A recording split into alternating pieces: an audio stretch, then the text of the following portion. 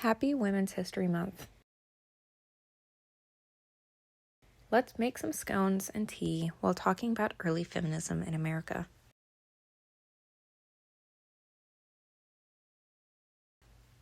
And no, we are not talking about the suffragettes of the early 1900s. We will be looking at the life of First Lady Abigail Adams. Born Abigail Smith, she was a pioneering feminist, often writing to her husband about any issues at hand. She was never formally educated, as it was not customary at the time for women to receive anything more than a home education.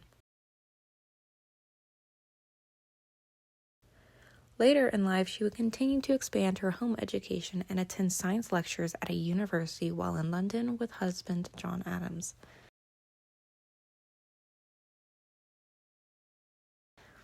She was also known as one of the most well-read women in America.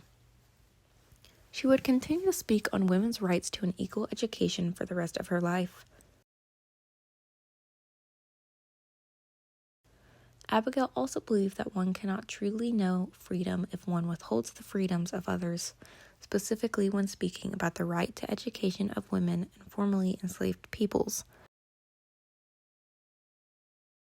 She was a fairly controversial First Lady, as many looked down on her for teaching a free black child to read and write, which was illegal at the time.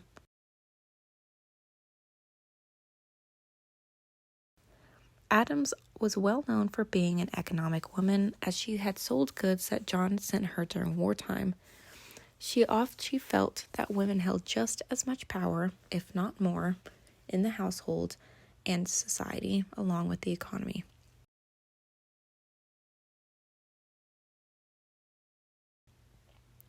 Abigail was a large contender in the boycotting of British goods during the Revolutionary War. Shortly before the war had been won, Abigail wrote 2 letters to her husband, John, inquiring about how he intended to include women in the rising new age of America. Abigail wanted women to be recognized more in society as having held important roles in the Revolution. While Abigail did not ask for any formal inclusion of women in the Constitution, she was clear that women desired a greater acknowledgement for their power and to be weary of women if they were not recognized.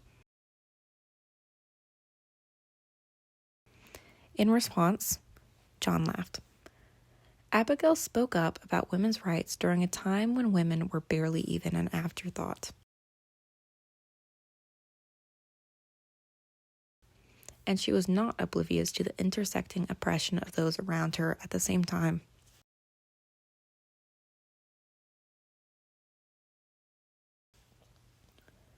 She had shown that women have been fighting for human rights for hundreds of years, and since before America even had a constitution.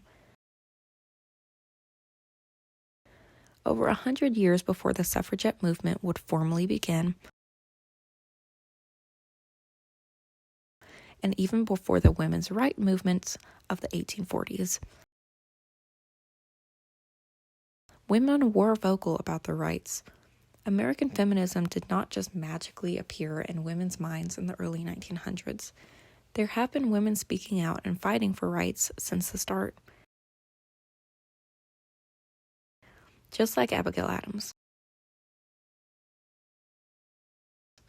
Today, many women are still fighting for the protection of women's rights in America. While many of the larger movements were for women's suffrage in the beginning,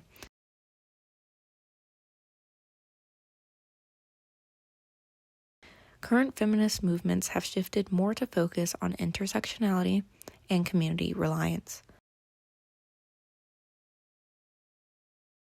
Like Adams, many now believe that women hold an incredibly powerful part in community and economy,